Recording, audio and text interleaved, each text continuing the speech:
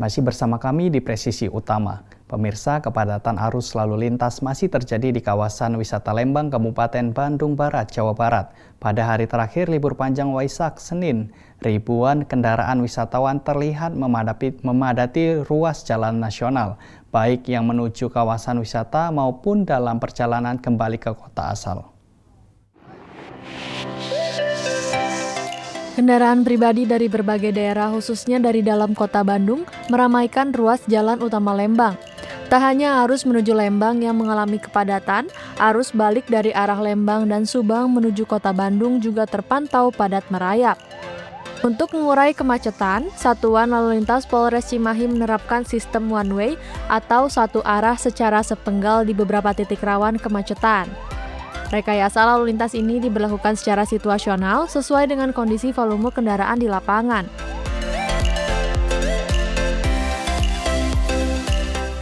Dari data yang kami terima saat ini, Lembang telah menerima setidaknya 4.400 kendaraan yang masuk ke daerah Lembang. 18.000 pengunjung yang hadir. Tapi bisa kita lihat di kondisi sekarang bahwa roda kendaraan masih melaju, kurang lebih kecepatan 20 sampai 30 km per jam.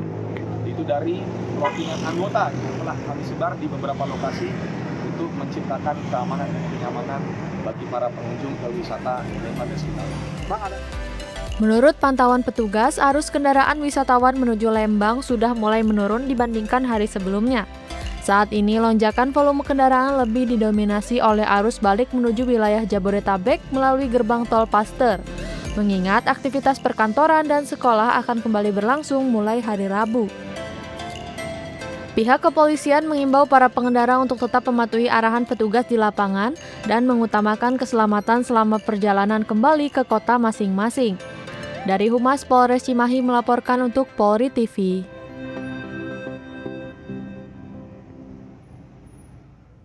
Pemirsa, Polres Metro Jakarta Utara menggelar apel kesiapsiagaan pertandingan sepak bola BRI Liga 1 yang mempertemukan Persija Jakarta melawan Bali United di Jakarta International Stadium pada Sabtu. Apel pengamanan ini dipimpin langsung oleh Kapolres Metro Jakarta Utara, Kombes Pol Ahmad Fuadi, dan dihadiri oleh para pejabat utama Polres, serta 1.534 personil gabungan yang terdiri dari unsur Polri, TNI, dan instansi terkait. Dalam arahannya, Kapolres menekankan pentingnya menjaga profesionalisme dan menghindari tindakan yang kontraproduktif selama bertugas.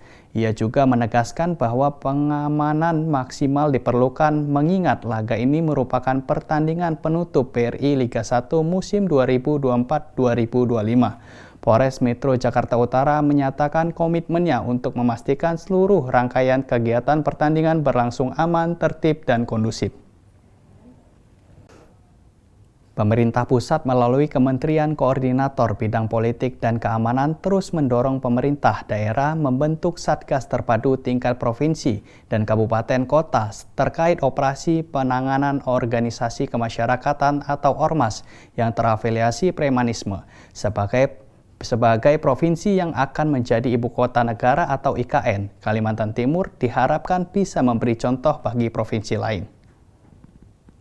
Kebijakan pemerintah pusat melalui rapat koordinasi yang dipimpin langsung oleh Kementerian Polkam pada tanggal 6 Mei yang lalu, di mana kita semua berupaya untuk melakukan langkah-langkah terkait dengan penanganan organisasi kemasyarakatan yang terafiliasi premanisme yang mengganggu keamanan sekaligus juga investasi.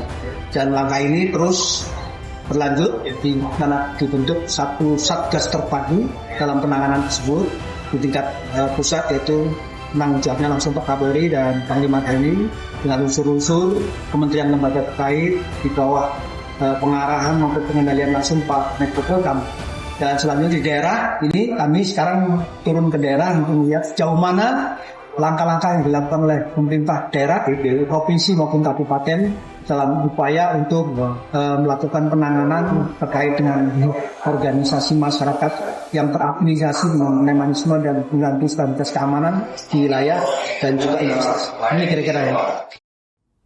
Kita beralih ke informasi lainnya pemirsa. 28 preman berkedok anggota organisasi kemasyarakatan atau Ormas berhasil diamankan petugas Satuan Reserse Kriminal Polres Metro Jakarta Pusat dalam operasi Berantas Jaya 2025.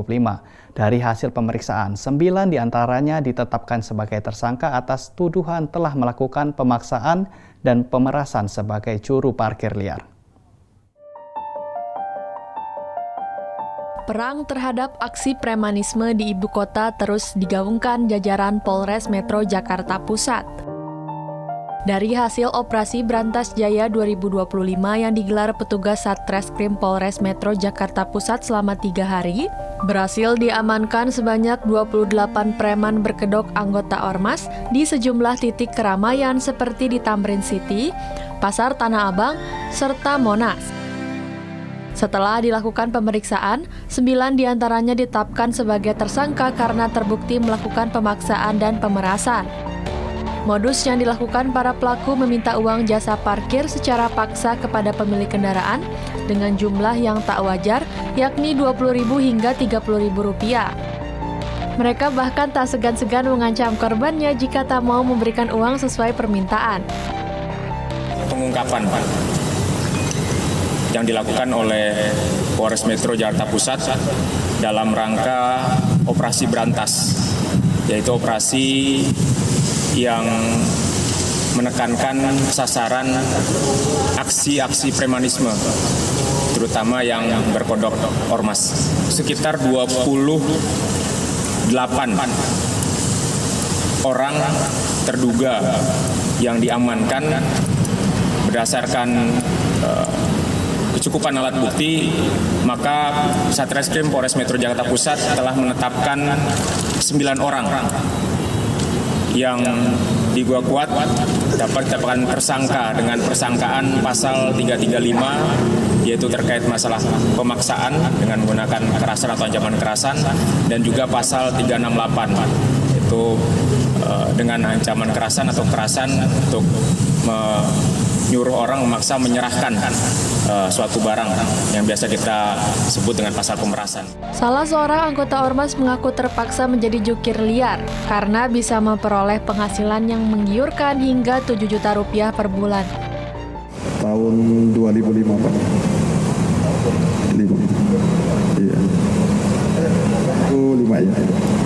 Per bulan dapat berapa dari parkiran? Kan nggak setiap hari di parkiran Pak, ketika saya kerja, jadi nggak ke parkiran. Ya, kira-kira berapa per bulan? Ya sekitar 6-7 dapat. 67 juta? 67 juta? Akibat perbuatannya, ke-9 tersangka dijerat pasal 335 KUHP tentang pemaksaan dan pasal 368 KUHP tentang pemerasan dengan ancaman hukuman maksimal 9 tahun penjara. Petugas menegaskan akan terus menindak tegas aksi premanisme dan tidak akan memberikan ruang kepada para preman demi memberikan keamanan dan kenyamanan kepada warga Jakarta. Dari Humas Polrestro Jakarta Pusat melaporkan untuk Polri TV. Berbakti dan mengabdi untuk negeri di kepolisian, Bribtu Ahmad Sofian Ubailah, Babin Kamtibmas Desa Slaten, Kecamatan Ledokombo, Kabupaten Jember, juga mengajar di berbagai pondok pesantren di wilayah binaannya.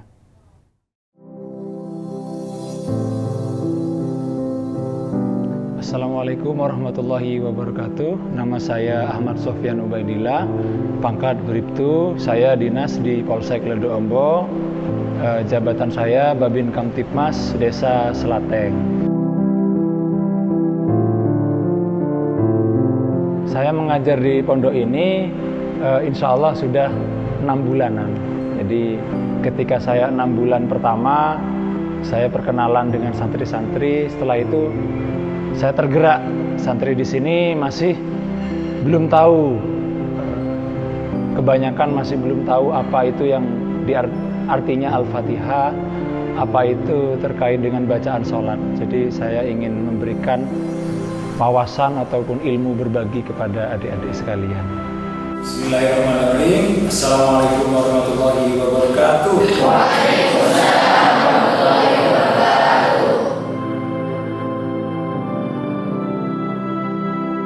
subhanallah, saya sangat bersyukur kepada Allah Subhanahu wa taala dengan program kegiatan belajar mengajar dalam kondisi pandemi. Alhamdulillah, yang sangat kami syukuri adalah kami dapat rezeki dari Allah Subhanahu wa taala. Kita dikirimkan sosok salah satu dari jajaran Polri. Beliau banyak membantu kami dalam hal proses belajar mengajar, dalam hal bahasa Arab, akhlak, dan beberapa tata bahasa yang lain. Sehingga pondok ini dari kekurangan tenaga pengajar, alhamdulillah 1 tahun ini, subhanallah, puji syukur kepada Allah, sudah lengkap dengan pendidikan dasar lughah Arabiyah, bahasa Arab.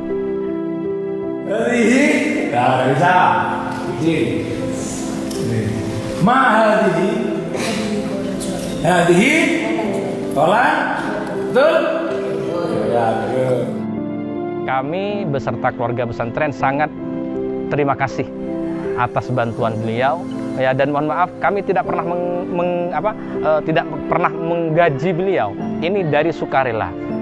Beliau tugas rumahnya dari Patrang ke wilayah Ledombo. Pada saat lepas tugas, dia itu mengajar santri-santri kami yang kurang lebih, putra-putri itu kurang lebih 160-an santri. Ini diajari untuk bisa lancar berbahasa Arab, sukiyah namanya, pasaran. Dia itu biar tidak kuper. Dia itu salah satunya juga mengajar bahasa Inggris berdasar dengan bahasa atau berkomunikasi, juga beliau mengajar di hari yang lain, tapi lepas tugas. Assalamualaikum warahmatullahi wabarakatuh.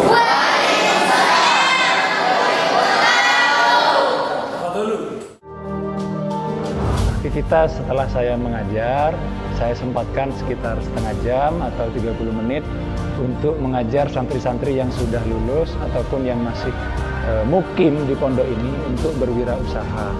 Di antaranya untuk merawat kuda dan juga beternak kambing etau. Jadi nanti kalau memang ada santri yang sudah siap lulus, kan bingung itu untuk mau usaha apa ini, mau kerja apa ini. Nah, kita bina di sini di pondok ini bareng-bareng bersama Pak Yai. Jadi kita kembangkan potensi itu. Harapan saya kepada pemerintah ataupun instansi di atas, karena Pondok At-Tanwir ini murni gratis untuk santrinya, siapapun boleh masuk. Di sini juga pelosok, harapan saya semoga bisa didengar, semoga diberikan sedikit bantuan untuk sanitasi khususnya dan juga untuk usaha-usaha kepada anak-anak yang sudah siap lulus. Itu saja, semoga apa yang kita perbuat, kebaikan sedikit ini menjadi manfaat buat kita, anak-anak kita, keluarga kita, dan untuk semua orang di sekitar kita. Terima kasih. Saya Bribtu Sofyan. Assalamualaikum warahmatullahi wabarakatuh. Pemirsa, kami akan segera kembali usai jeda berikut ini.